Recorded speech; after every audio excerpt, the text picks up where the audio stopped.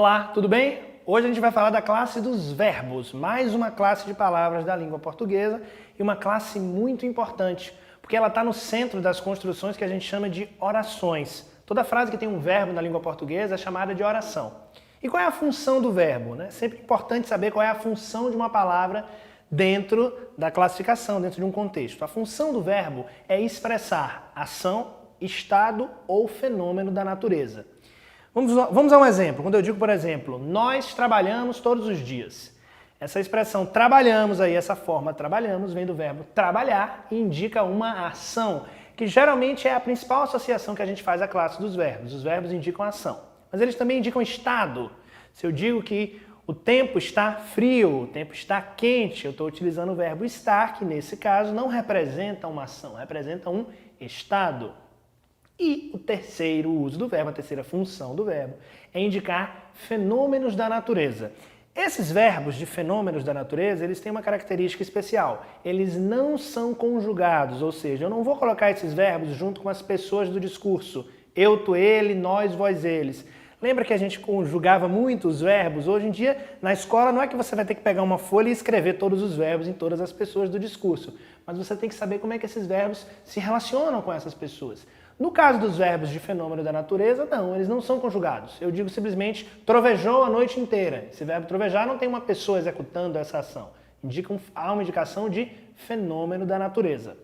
Vamos focar agora nas flexões dos verbos. Os verbos apresentam distinções, variações, que variam de acordo com os grupos aos quais ele se refere. Então, o primeiro grupo, a primeira flexão, são as flexões de pessoa e número, que são fundamentais, porque elas se relacionam às pessoas do discurso. Eu, tu, ele, nós, vós, eles. Eu tenho uma primeira pessoa do singular, eu, a primeira pessoa do plural, nós. A segunda pessoa do singular, tu, e do plural, nós. E a terceira pessoa, ele ou ela, eles ou elas. Vamos chamar a atenção para a segunda pessoa, você deve estar achando um pouco estranho, mas aqui ninguém fala tu, aqui ninguém fala vós. Realmente essas duas pessoas do discurso, não é que elas não são mais utilizadas, mas é que elas estão sendo ressignificadas, transformadas ao longo do tempo. Muita gente já utiliza a segunda pessoa hoje como você ou vocês. Algumas regiões do Brasil utilizam muito o tu, mas nem sempre utilizam o tu conjugado da forma correta. Eu quero, tu queres. Tem gente que acaba utilizando o tu com o verbo numa construção em terceira pessoa, primeira, ou uma variação que não corresponde à correta. Tem gente que diz, tu quer fazer isso? Bom, essa construção não faz parte dentro da norma padrão, das regras da língua portuguesa, mas é comum às vezes na oralidade. Tem pessoas que utilizam o tu dessa forma. É muito comum que a segunda pessoa seja utilizada hoje como você ou vocês. A terceira pessoa, então, ele ou eles, ela ou elas, ok? Primeira, segunda e terceira. As variações de pessoa e de número. Lembra que quando eu estou falando em número em língua portuguesa, eu estou falando de singular e de plural, ok? Uma outra variação do verbo são as variações em tempo. Eu tenho o tempo pretérito, que é aquilo que já aconteceu, aquilo que eu já fiz, aquilo que a gente já viveu, né? Então, quando se diz, por exemplo, nós comemos uma lasanha deliciosa ontem. Bom, há uma indicação aí de tempo, um processo que já aconteceu, uma ação já decorrida, e esse tempo que já passou se chama de passado ou pretérito. Vamos localizar as ações sempre dentro de um contexto, sempre dentro de uma linha do tempo. As que já aconteceram fazem parte do pretérito ou passado. As que estão acontecendo, as que são presentes, fazem parte do tempo presente, que é bem comum, né? Quando eu digo eu trabalho todos os dias, eu acordo às 6 da manhã, são verbos que indicam presente.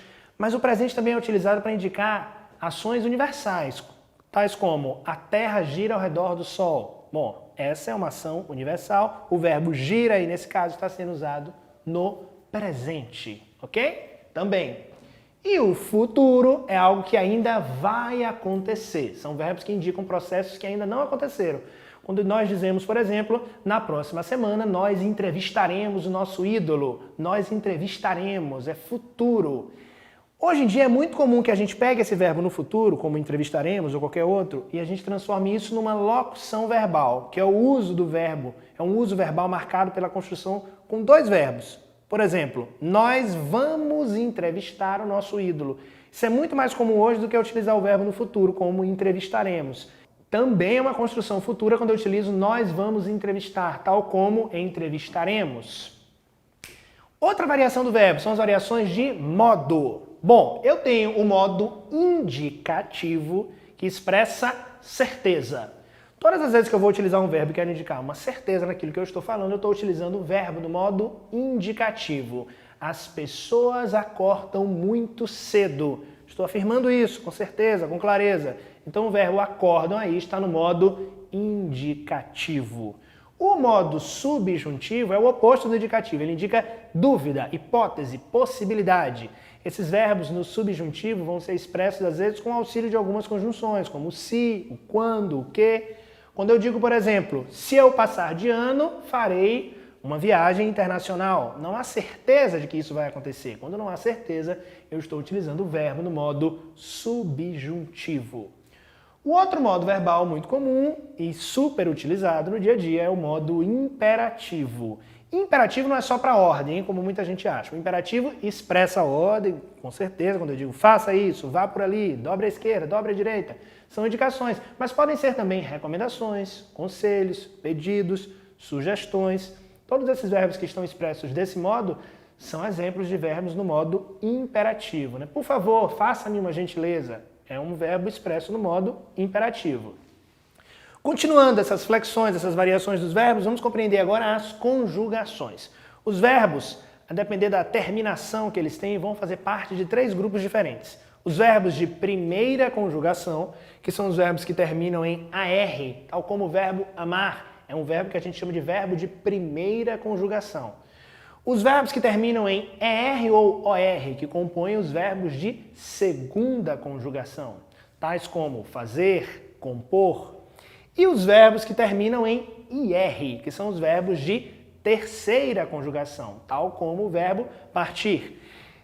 Ou seja, a depender da terminação do verbo, a gente vai associá-lo a uma conjugação, primeira, segunda e terceira. Outra flexão do verbo são as flexões que são expressas por meio das formas nominais. Estamos falando de nomes ou de verbos? Calma, é porque os verbos podem ser expressos dentro de uma oração de maneiras distintas, muitas vezes se assemelhando a um substantivo, a um adjetivo ou a um advérbio. Quando isso acontece, a gente diz que os verbos estão sendo escritos em alguma forma nominal.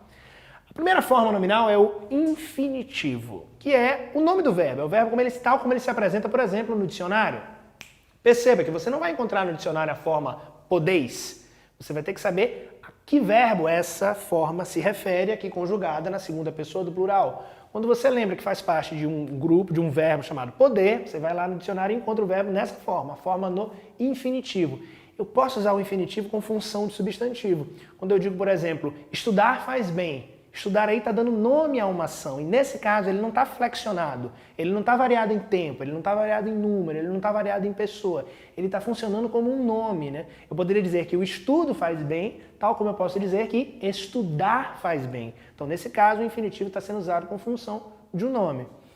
Eu tenho o gerúndio, que é o verbo sendo expresso, o verbo expressando um processo em construção. Quando eu digo, por exemplo, quando eu uso o verbo transformando, nós estamos transformando o mundo. Esse processo está acontecendo.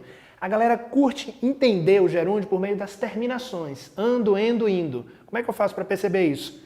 Eu volto para elas, para as conjugações. Os verbos que têm a conjugação do primeiro grupo, os verbos de terminação AR, tal como o verbo amar, vão ter términos semelhantes com o gerúndio. Amar, amando. Falar, falando.